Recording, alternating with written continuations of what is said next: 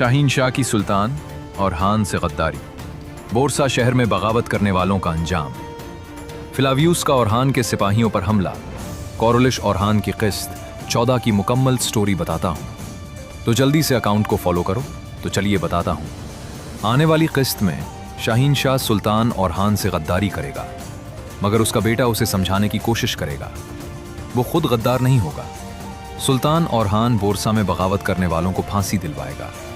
नीलोफर खातून और ओरहान के दरमियान तकरार होगी, मगर आखिरकार वो ओरहान और स्पोर्जा की शादी को कबूल करेगी। तो दूसरी जानिब फिलाव्यूस सुल्तान और हान के सिपाहियों पर हमला करेगा। सीजन के इख्तिताम तक अजनक किला फतह कर लिया जाएगा। फिलाव्यूस आहिस्ता आहिस्ता इस्लाम के करीब आएगा।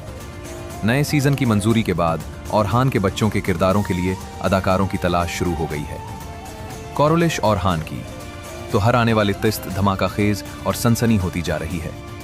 मजीद ऐसी अपडेट्स के लिए हमारे अकाउंट को फॉलो कीजिए।